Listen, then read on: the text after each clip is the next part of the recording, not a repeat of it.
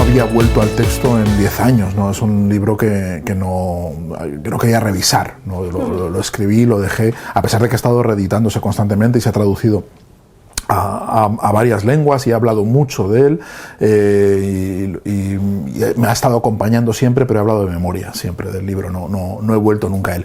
La primera revisión la he hecho ahora, he intentado resistir la tentación de reescribirlo de arriba abajo, ¿no? Porque es un libro que está muy apegado a la muerte de Pablo, muy apegado al hospital, muy caliente, y creo que que todavía hoy sigue siendo ese uno de sus principales valores. Es decir, que sí es un libro que sí lo podría escribir hoy con los recuerdos y podría transformarlo, pero sería un libro completamente distinto, ¿no? Lo que podría pensar hoy acerca de toda esa experiencia. Creo que uno de los valores es estar apegado, estar muy apegado y haber estado escrito en pleno duelo, ¿no? En pleno con la llaga todavía supurante, ¿no? Y eso creo que se nota, se aprecia, y eso hace que la lectura o la relectura para mí sea muy dolorosa, sea muy difícil de distinguir y de hacer un trabajo profesional y literario con eso, pero creo que entiendo que parte del atractivo, parte del valor que han encontrado muchos en el libro tiene que ver con esa certeza de la carne, ¿no? Sí, la defino porque de hecho sigo en ella, sigo en La Hora Violeta. O sea, la experiencia por la muerte de Pablo es tan transformadora que condiciona absolutamente todo lo que vivo, ¿no? Aunque eso no me impida seguir viviendo, seguir escribiendo, seguir teniendo hijos también, mantenerme en la vida, pero en realidad mi percepción del mundo, mi percepción de las amistades, de los afectos, de la vida en general, incluso mis opiniones políticas también en buena medida, están seriamente condicionadas por la muerte de mi hijo, por ese que marca un antes y un después y provoca una transformación tan profunda que ya no soy capaz de reconocerme en la persona que era antes, ¿no? Es muy difícil, con lo cual en ese sentido nunca he abandonado esa Hora Violeta, nunca he dejado de estar en ese limbo, ¿no? Voy con él allá donde quiera que vaya. Sí, totalmente. Bueno, ha habido muchas cosas y las reflexiones yo creo que después han venido casi más después con la lectura del libro posterior, sí, porque el libro lo he leído mucho en la profesión sanitaria y he tenido muchos, me han invitado a congresos y a cónclaves y he debatido bastante con médicos y con enfermeras y con el resto de profesionales, también con psicólogos y con psicólogos, muchos aspectos del libro, y he aprendido algo que al principio me resultaba difícil creer, y es que los sanitarios sí se llevan el trabajo a casa. Es decir, no estar en una unidad de oncología pediátrica es una experiencia límite muy dura, que no sirve para todos, que sé que muchos sanitarios aguantan muy poquito y deciden irse a otra unidad menos dura, donde no tengan que enfrentarse a la muerte de los niños, ¿no? Porque eso lo han contado ellos mismos. Sí, yo eso lo he visto, he visto sanitarios que no aguantaban, que decían, bueno, en cuanto termine esto voy a pedir el cambio a otro sitio, voy a rotar por otro lado, no puedo estar aquí, no puedo, ¿no? Pero quienes están de una forma, con una vocación tan dura que sí, que evidentemente se llevan el trabajo a casa. No, en cuanto salen ese tópico de salgo del hospital y lo que ha pasado en el hospital lo dejo en el hospital y esto no me influye en mi vida porque no puedo cargar con todo este dolor, no es cierto. Se lo llevan, incluso los más extremos, que son los paliativistas pediátricos, se lo llevan también. Y además sé que he visto que hay protocolos para que tengan apoyo psicológico, para que puedan ellos expresarse, pero que no tengan distancia. O sea, la distancia entre el médico y el paciente se ha cortado muchísimo. Yo pensaba que sí, que había mucha más frialdad y es verdad que los médicos he visto que progresivamente, desde luego los jóvenes lo hacen, pero también lo van haciendo los veteranos, se esfuerzan mucho por romper las barreras entre médico y paciente y se esfuerzan mucho por implicarse en lo que están haciendo, porque les hace mejores médicos también. O sea, cuanto más se implican, y eso para mí ha sido una sorpresa, porque yo sí que pensaba que para poder sobrevivir ahí tenías que tener un callo, tienes que tener unas barreras y incluso ser un poco cínico, ¿no? Sí. Pensaba que podía, y no es verdad. El problema, para verlo desde fuera. Pues yo apenas me he encontrado cínicos, todo lo contrario, o sea, no me he encontrado justo lo contrario. Bueno, lo contrario de un cínico es un ingenuo, tampoco me he encontrado ingenuos, me he encontrado gente que tiene la cabeza muy bien amueblada, pero en general es gente, desde luego, con una fortaleza psíquica por encima de lo normal. Evidentemente están preparados, mucho más preparados que la media de la población para enfrentarse al dolor y al sufrimiento, pero he visto gente que en fin, que sabe trabajar muy bien con las emociones, ¿no? En general, y creo que esto es un estándar que se va extendiendo cada vez más. Creo que la medicina tiende cada vez más a humanizarse, ¿no? No es que en algún momento ha estado deshumanizada algo que trata de los humanos, o sea, pues yo creo que sí, que llegó a estarlo, que hubo un momento en el que la medicina se hizo tan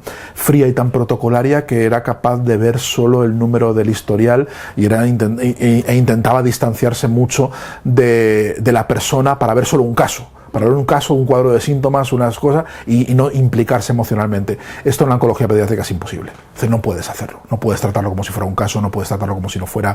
Ves al niño, ves al niño, lo acompañas, y eso te deja un rastro y una huella. Entonces para mí son gente que está hecha de un material fuera de lo común. Bueno, en España yo creo que está muy bien compaginado, porque creo que además si no entiendo mal, hasta donde yo he aprendido, las enfermeras en España tienen un papel muy protagónico dentro de los tratamientos y de la rutina hospitalaria, y hacen muchas más cosas de las que se hacen en otros países, en otros sistemas sanitarios, ¿no? Donde hay muchas cosas que en Estados Unidos hacen médicos y aquí las hacen enfermeras, ¿no? De muchas rutinas sanitarias.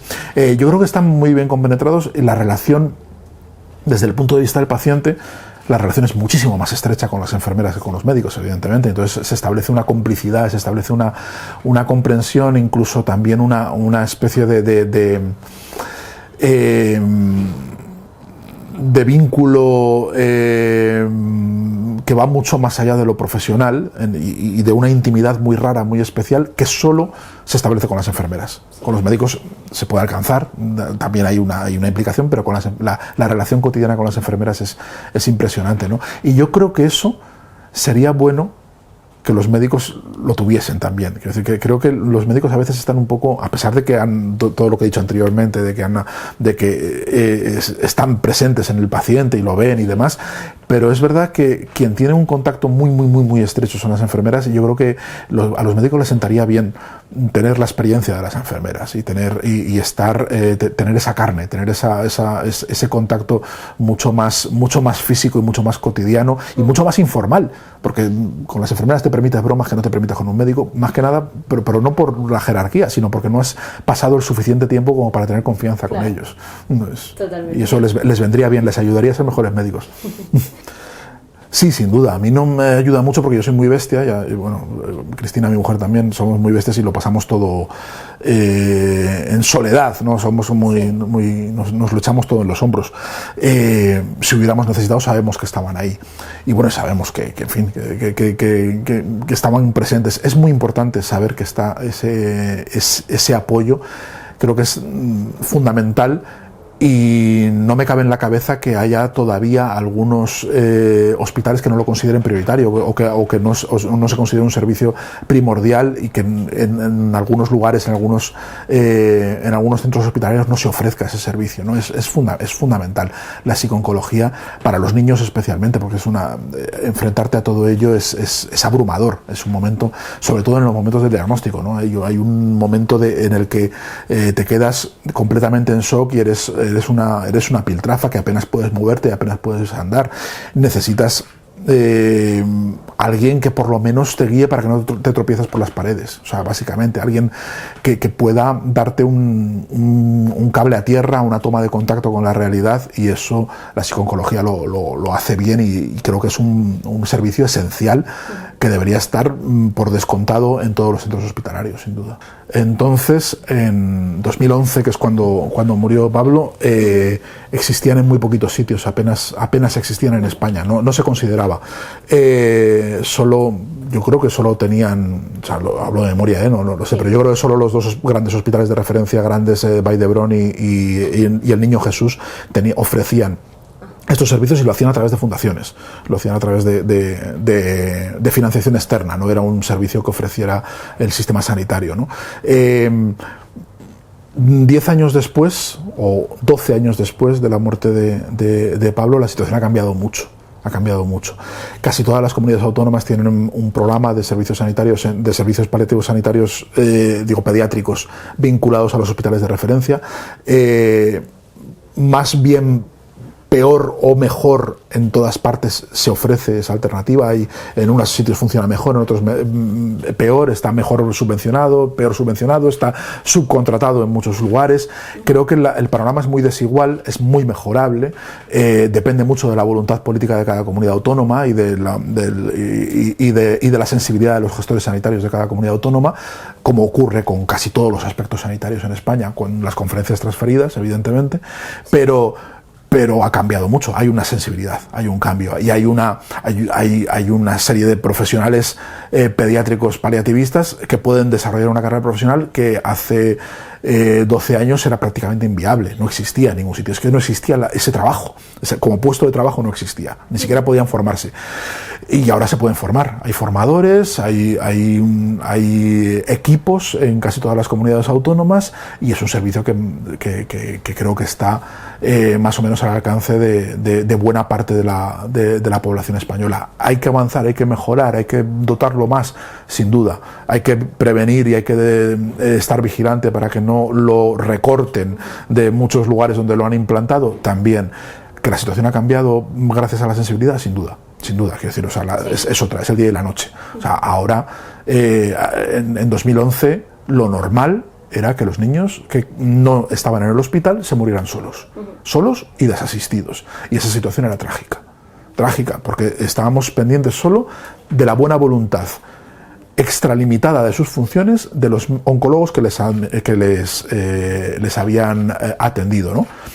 Y en general todo el sistema de oncología pediátrica se ha sostenido gracias a la buena voluntad y a la capacidad de sobretrabajar de sus profesionales, porque si se mantuviera solo con sus presupuestos, con sus plantillas y con la carga de trabajo que tienen asignada, los niños oncológicos no se podrían atender en España.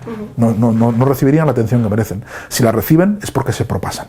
Es porque hay una entrega desmesurada por parte de esos profesionales. Y esto hay que decirlo, y esto tiene que cambiar. Es decir, tienen que estar bien dotados todos los servicios oncológicos pediátricos. Porque en aquel momento vosotros, no sé, pedisteis de alguna forma que se os garantizase este servicio, o... Solo se ofrecía para adultos.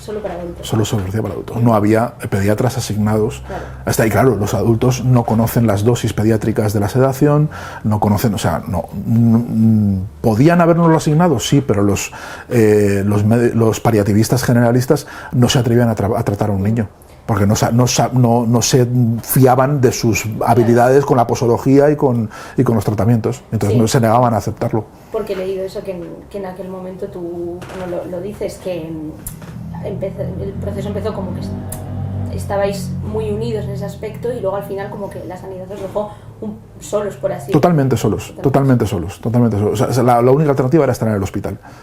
Claro, y creo que era comprensible que no quisiéramos que muriera en el hospital, que era el sitio de los horrores para él, no era el sitio.